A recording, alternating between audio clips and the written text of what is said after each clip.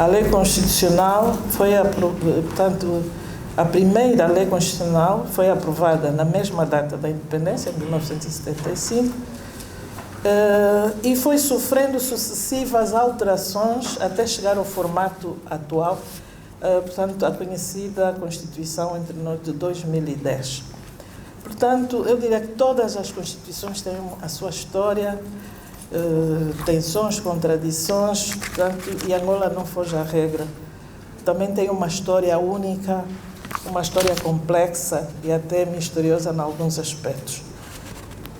A Constituição da República de Angola entrou em vigor, como dissemos, a 11 de novembro de 75, com apenas 60 artigos, e os seus traços essenciais constam do título 1º, com a epígrafe Princípios Fundamentais, mormente nos artigos 1º ao 4º. Estabelecia como principal objetivo a libertação total do jugo colonial, não é? A construção de um Estado democrático e popular assente no monopartidarismo, tendo o MPLA como força dirigente da nação. A nível dos direitos fundamentais, tinha pequenos afloramentos, com destaque para o respeito da pessoa e da dignidade humanas, artigo 17, a igualdade de todos os cidadãos perante a lei, sem distinção de raça, etnia, sexo, religião, condição económica, social, nos termos do seu artigo 18. Compulsada a referida Constituição, notamos ainda que era omissa em relação aos princípios que configuravam a organização do Estado, salvo os seus órgãos que integravam o Presidente da República e da Assembleia do Povo, que era a mesma pessoa. A Assembleia do Povo, que apesar de estar consagrada na Constituição, só foi instituída muito mais tarde. Entretanto, era o Conselho da Revolução que exercia as funções da Assembleia do Povo até a institucionalização do órgão legislativo. O Conselho da Revolução, entre outras, exercia a função legislativa e da aprovação do Orçamento Geral do Estado. O governo era integrado pelo Primeiro-Ministro, que o presidia, ministros e secretários de Estado, que além da função governativa, também tinham competência legislativa partilhada com o Conselho da Revolução. Quanto aos tribunais, tratados em apenas 2 artigos, um dos quais dedicado à independência dos tribunais e o outro às competências. Dá para ver, não é? Decorre do que nós acabamos de dizer, que não havia separação de poderes, nem poder judicial como tal. Em síntese, essa Constituição estava profundamente marcada por concepções marxistas-leninistas, assente na compreensão partido-Estado, e as várias alterações que sofreu foram no sentido de enfatizar a via socialista de desenvolvimento político, econômico e social. Portanto, grande parte das alterações da Lei Constitucional de 75 visaram essencialmente reforçar e ampliar os poderes do Presidente da República, assim como o papel dirigente do Partido Único. Portanto, aqui destacamos as leis da alteração constitucional número 17/76, de 11 de novembro, e a 13/77, de 7 de agosto. A revisão de 1978 trouxe alterações significativas relativamente às anteriores, nomeadamente nos setores econômico e da organização do Estado. Todavia, o poder legislativo continuou a ser exercido pelo Conselho da Revolução, partilhado com o Governo. O setor da Justiça, no capítulo 5º, conheceu também inovações. Nos artigos 51 e 52, passou a ser administrada por tribunais coletivos, com participação dos designados juízes assessores populares. A Procuradoria-Geral da República foi estabelecida como órgão encarregue do controle da legalidade. Outra alteração que merece aqui referência é a Lei Constitucional de 23 de setembro de 1980. Essa, sim, introduziu já alterações significativas a nível da organização do Estado, criando os órgãos do Poder Popular, a Assembleia do Povo, órgão legislativo, mas presidida pelo Presidente da República. Portanto, era Presidente da Assembleia e Presidente da República. E era também o chefe do governo. Portanto, dá para ver que não havia separação de poderes nem independência dos órgãos. Competia à Assembleia do Povo alterar a Constituição, exercer a função legislativa, portanto, funções típicas desses órgãos legislativos, controlo não só da ação governativa, mas de todos os órgãos centrais. Notem, a Assembleia do Povo controlava todos os órgãos centrais do Estado, incluindo os tribunais e a Procuradoria-Geral da República, assim como as Assembleias Populares Provinciais. Consequentemente, os tribunais não eram independentes e não existiam condições políticas nem jurídicas para estabelecer uma jurisdição independente. O objetivo perseguido era a organização de um poder de Estado democrático popular, assente no princípio da unidade do poder e do centralismo democrático. Nessa base foram criadas as Assembleias do Poder Popular, como órgãos superiores do poder do Estado, no respectivo nível territorial, integrados por deputados eleitos por sufrágio indireto, que prestavam contas ao... Ainda de realçar que o Presidente e os membros do Governo eram ao mesmo tempo deputados. Portanto, não havia separação. A alteração que superou as anteriores foi introduzida pela Lei 12/91, de 6 de março, em virtude de ter lançado as bases para um novo sistema político e econômico. Portanto, essa revisão teve o mérito de consagrar pela primeira vez a separação de funções e interdependência dos órgãos de soberania, as garantias da Constituição, a institucionalização de um Estado democrático, de direito e um sistema político semipresidencialista. Foi então criada a Assembleia Nacional e foram reforçadas as garantias dos direitos e liberdades fundamentais com base em tratados internacionais relativos aos direitos humanos acolhidos na ordem interna e alterada a sua estrutura com base no princípio da separação de poderes. Do mesmo modo, a nível da Justiça, verificaram-se alterações profundas no âmbito da organização judiciária e no Estatuto Constitucional das Magistraturas Judicial e do Ministério Público.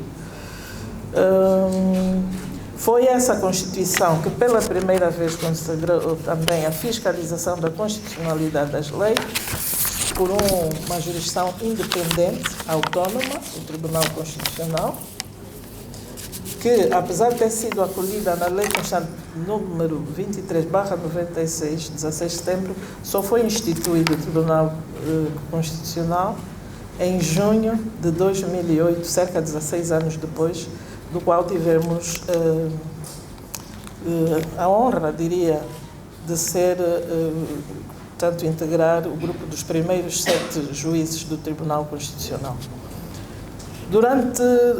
Portanto, não se criou nenhum hiato, porque durante os 16 anos as suas funções eram exercidas pelo Tribunal Supremo nas vestes de Tribunal Constitucional, tendo nessa qualidade julgado somente em 16 anos 8 processos sob fiscalização sucessiva abstrata da constitucionalidade, um sob fiscalização abstrata preventiva e outras decisões no domínio já periférico dos partidos políticos.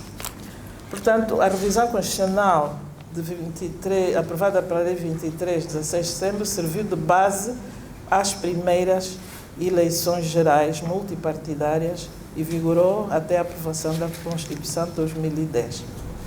Esta, assim, consagra já a República de Angola como um Estado democrático de direito, que tem como fundamento a soberania popular, o primado da Constituição e da lei, a separação, a interdependência de funções, a unidade nacional, pluralismo de expressão e de organização política e a democracia representativa e participativa. Lê-se nos seus artigos 1º e 2º, que estabeleceram os pilares da nossa ordem jurídico-política, a forma de Estado unitário, no artigo 8º, a forma de governo republicana e o regime de governo democrático de direito, que se exprime numa democracia, como dizíamos, participativa, representativa, assente na soberania popular.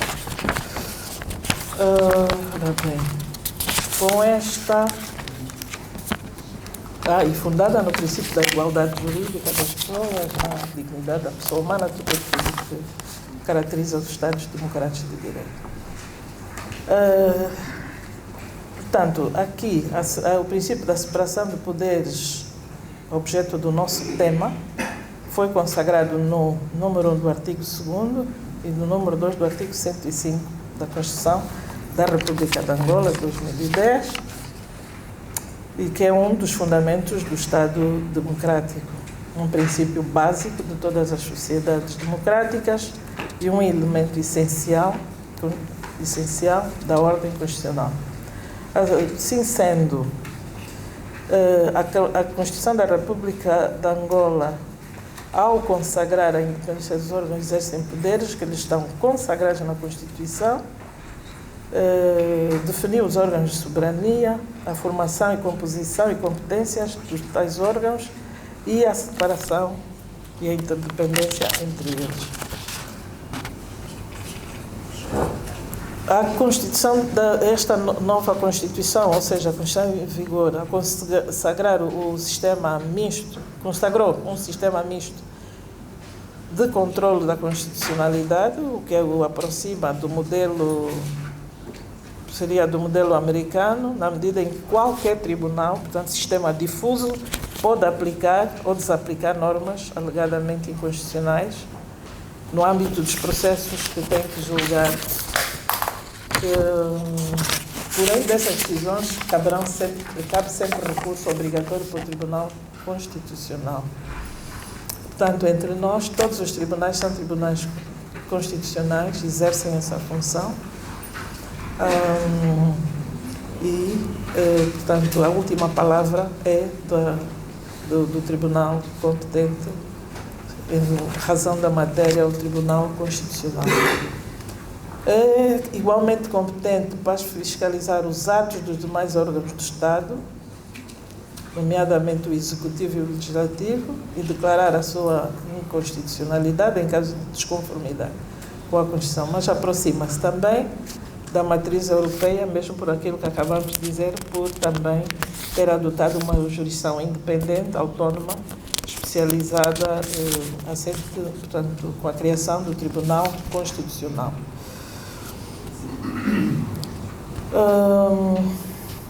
Importa também referir que as nossas sociedades, que podemos considerar, portanto, que estão em transição de um regime para outro, precisam de condições. Precisam de condições que não se podem criar automaticamente. Aprovou a lei e já está tudo bem. Não é.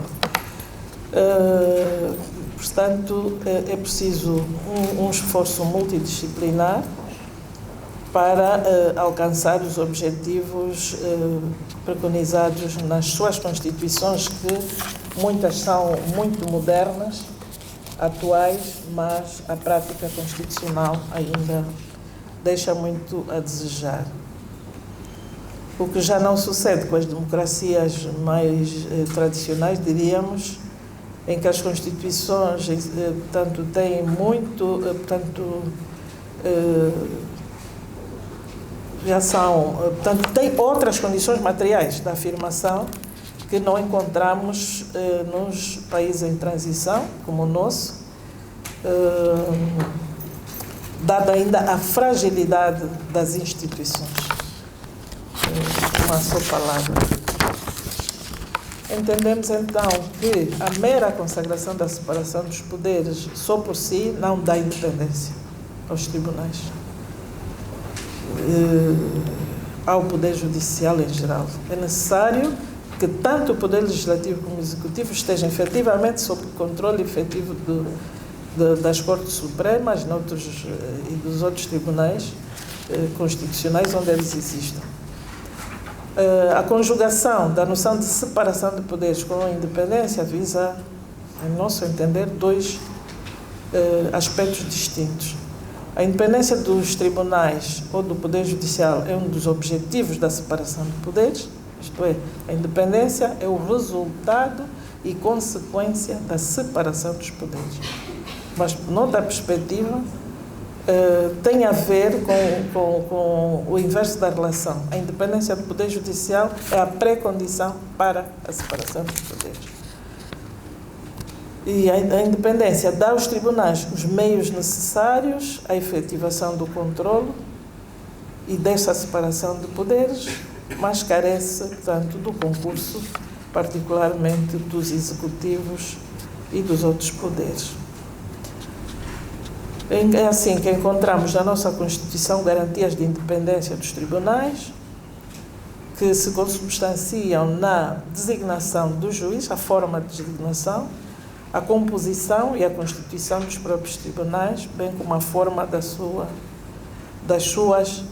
a força das suas decisões, que decorre da independência dos juízes e da qualidade jurídica das suas decisões, que, como veremos, não é tão pacífica. Por outro lado, também concorrem para a independência dos tribunais o Estatuto,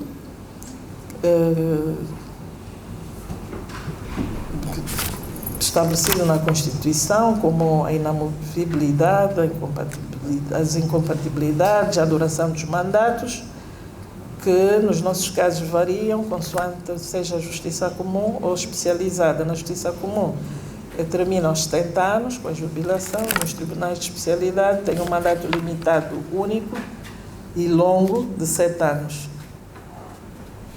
E, no caso do Constitucional, os juízes, portanto, são nomeados de forma partilhada entre os 3 órgãos de soberania e ainda a Ordem dos Advogados.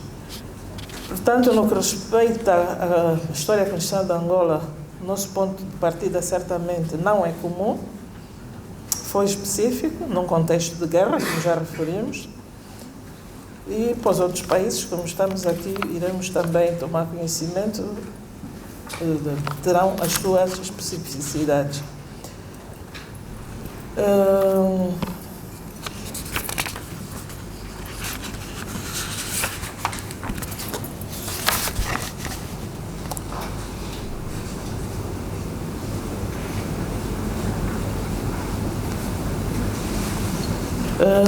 Gostaria também de destacar, que já vai longo,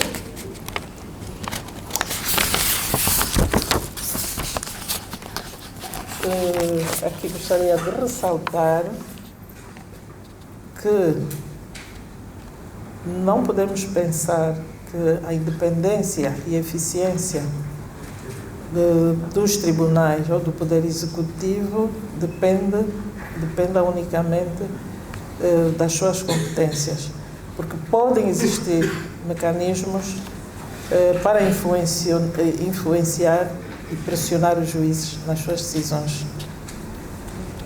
E existem, em alguns casos. Há também a mídia, as redes sociais, hoje têm uma grande influência, que não pode também ser subestimada. Temos ainda outras situações que podem influenciar essa independência. Os meios de comunicação, portanto, têm também a responsabilidade de compreender as decisões dos tribunais, e uma característica comum das sociedades democráticas é que a mídia contribui para o fortalecimento da independência dos órgãos do Estado, dando-lhe voz e debate público. Os tribunais, portanto, devem estar cientes de que as suas decisões podem ser escrutinadas de modo diverso, em debates políticos gerais, como temos visto, nos círculos de advogados especializados. Daí que a elaboração das sentenças devem ter em mente que ela não será lida somente por especialistas. Portanto, devem manter, por essa razão, padrões de raciocínio jurídico que sejam perceptíveis aos não juristas, não advogados e não juízes. E uma prática positiva que já se verifica em algumas paragens é a de informar ao público sobre as decisões e casos mediáticos, a fim de evitar especulações. Mas, nesse quesito, eu realço que os juízes devem abster-se de interpretar, comentar as suas decisões na mídia e nas redes sociais. Vamos deixar isso para os jornalistas e outra classe de cidadãos. A cooperação internacional também é de ressaltar. Entre os tribunais internacionais, os juízes têm sido cada vez mais confrontados com situações que envolvem questões de direito internacional, devido à luta contra a corrupção, o branqueamento de capitais, a criminalidade organizada, bem como o tráfico de estupefacientes, nos quais a solução é o recurso à cooperação internacional. O nosso tribunal, com suporte na CRA, na Constituição da República de Angola, nós usamos a abreviatura CRA, nos seus artigos 12 e 13, parece caminhar, portanto, para o estabelecimento de um sistema aberto ao direito internacional, com destaque para os direitos humanos, luta contra a criminalidade transnacional. Portanto, o Poder Judiciário no nosso país tem grandes desafios a nível interno e internacional. O surgimento dos crimes suprarreferidos, incluindo os crimes econômicos, o tráfico de seres humanos, o terrorismo, transcendem as fronteiras nacionais.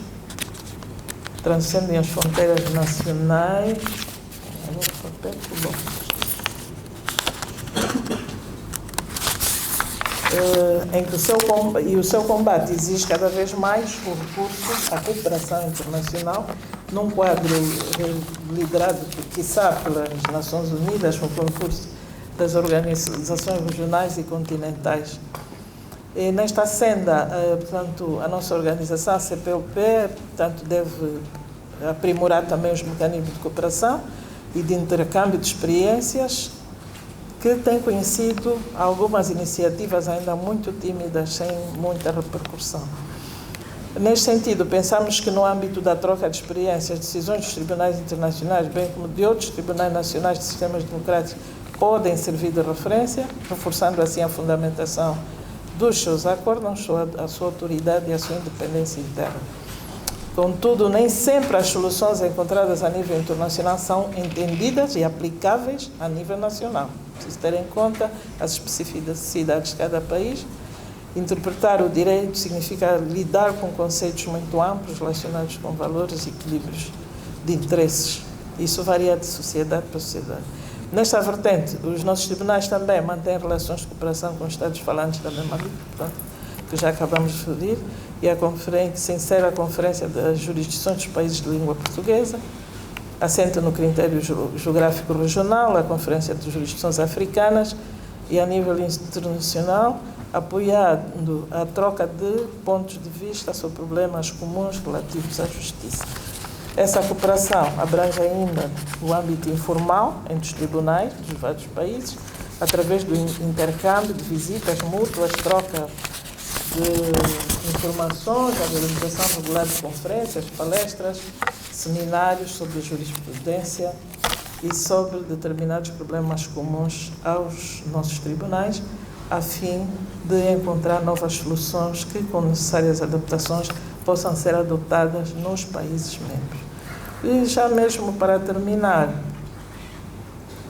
diríamos que a análise da situação atual da justiça no nosso país, ainda encontramos aspectos positivos, mas que entre nós são ainda um grande desafio que teremos que enfrentar se quisermos ir além das boas intenções, havendo a destacar alguns aspectos, portanto, que é o comprometimento político, social, portanto, tem que haver vontade política para implementar todos esses princípios, que estão muito bem escritos na Constituição, mas que, do ponto de vista prático, às vezes não é tão pacífico.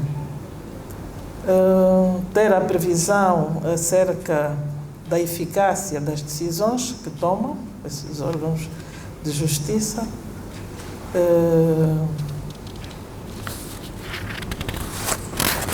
e salientar que a vigência plena e eficaz de qualquer modelo de jurisdição implica não só uma boa estrutura normativa, mas também uma série de outros aspectos e condições, muitos dos quais transcendem o aspecto meramente jurídico. É toda a conjuntura política envolvente que tem um peso enorme. O exposto permite concluir que, na prática, o cenário do nosso país ainda padece de certa debilidade institucional, no que respeita quer à separação de poderes, como a independência do poder judicial, mas existe o comprometimento e vontade política de ultrapassar a situação. E já vou longo demais, termino, portanto, felicitando mais uma vez, encorajando desde já essa iniciativa do Fórum e que, a partir de agora, retome o seu funcionamento normal, não volta a conhecer uma paragem tão longa e termino também agradecendo a todos os presentes que tiveram a paciência de me ouvir. Bem-aja e muito obrigada.